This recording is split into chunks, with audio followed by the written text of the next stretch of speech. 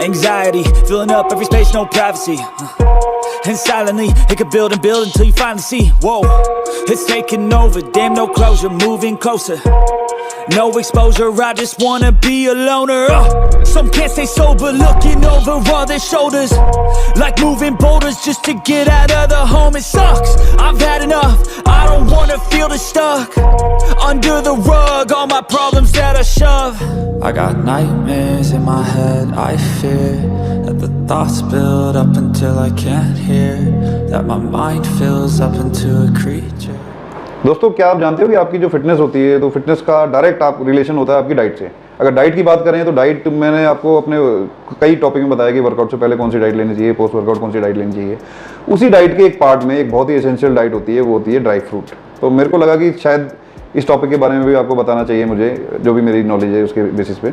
तो dry fruit की अगर हम बात करें, ये ड्राई फ्रूट जो होता है वो कन्वेंशनल मसल बिल्डिंग डाइट होती है, ठीक है। तो इससे क्या होता है कि हमारी मसल्स बिल्डिंग में सहायक होता है, इसमें कार्बोहाइड्रेट होता है, फाइबर होता है, विटामिन होता है और कई चीज़ें होती है जो कि हमारे लिए बहुत ज़रूरी होती हैं रिकवरी के लिए और मसल बिल्डिंग के लिए, ठीक है। तो मैं इस टॉपिक के माध्यम से आपको कुछ ड्राई फ्रूट्स बताना चाहता हूं जो कि हमें वर्कआउट के दौरान, कोई भी एथलीट है या फिर कोई जिम करता है या वर्कआउट करता है या स्पोर्ट्समैन है, तो उनको अपनी डाइट का एक पार्ट बनाना चाहिए, ठीक है।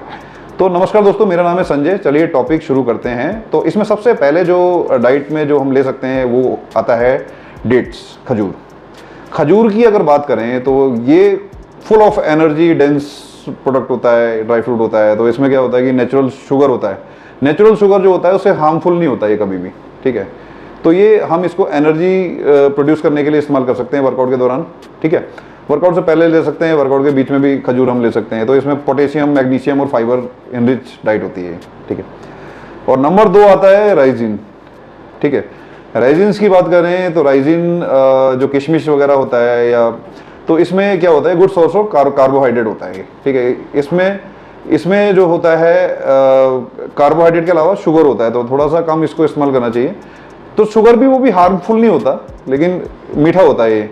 तो इसको सुटेबल चॉइस और रिप्लेसमेंट ऑफ शुगर भी हम यूज़ कर सकते हैं। जैसे मैं कई बार शेक्स वगैरह बनाता हूँ तो इसमें किशमिश वगैरह डालता हूँ, तो शुगर की ज़रूरत नहीं पड़ती इसके लिए। टेस्ट भी काफ़ी अच्छा आता है इसका, ठीक है।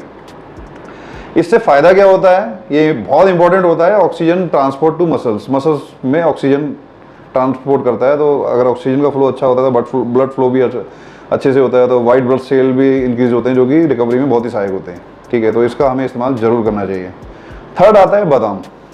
बादाम की अगर बात करें तो इसमें ये होता है, ये ड्राई फॉर्म में होता है, ड्राई फ्रूट ड्राई फॉर्म में होता है। तो इसमें क्या क्या होता है, पोटेशियम होता है, विटामिन ए होता है, और ये जो हाई सोर्स होता है मसल्स बिल्डिंग फंक्शन के लिए। तो जितने भी आप पहलवान, एथलीट वगैरह जो भी देखोगे तो रेगुलर अपनी डाइट का पार्ट इसको बनाते हैं, ठीक है। तो ओवरऑल हेल्थ के लिए बहुत ही इंपॉर्टेंट होता है ये। नेक्स्ट आता है फिग। फिग की अगर बात करें तो इसमें कैल्शियम, पोटेशियम, मैग्नीशियम वगैरह बहुत अच्छी मात्रा में होता है। तो क्या होता है कि ये बहुत ही इंपॉर्टेंट होता है बोन्स की हेल्थ के लिए। तो इसको भी हमें अपनी डाइट का एक पार्ट बनाना चाहिए। नेक्स्ट आता है ड्राइड मैंगो। ड्राइड मैंगो की अगर बात करें तो वो रिच ऑफ विटामिन होता है, विटामिन ए, विटामिन सी होता है। तो ये बहुत अच्छा सपोर्ट करता है हमारे इम्यूनिटी सिस्टम के फंक्शन को बढ़ाने के लिए, ठीक है। तो ओवरऑल हेल्थ के लिए भी काफ़ी इंपॉर्टेंट होता है। कार्बोहाइड्रेट का सोर्स होता है, तो इसमें एनर्जी भी यकीनन बहुत अच्छे से प्रोड्यूस होती है बॉडी में, ठीक है। और लास्ट इसमें हम ले सकते हैं ड्राइड पाइनएप्पल। पाइनएप्पल भी काफ़ी अच्छा सोर्स होता है, इसमें विटामिन सी होता है जो कि इसको हम स्नैक्स के तौर पे ले सकते हैं। तो काफ़ी अच्छा सोर्स होता है, तो इसको भी हम यूज़ कर सकते हैं। तो दोस्तों, मैं आपको बस ये बताना चाहता हूँ कि हम इंडियंस इतना ड्राई फ्रूट और फ्रूट्स वगैरह प्रोड्यूस करते हैं और एक्सपोर्ट करते हैं, ठीक है। दुनिया उस चीज़ को यूज़ कर रही है।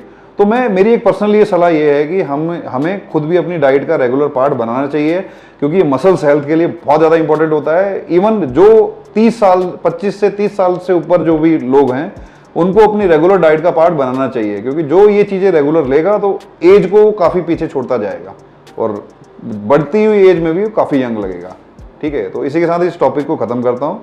अगले बहुत ही बेहतरीन टॉपिक से आपके साथ दोबारा मिलता हूँ। तब तक के लिए नमस्कार।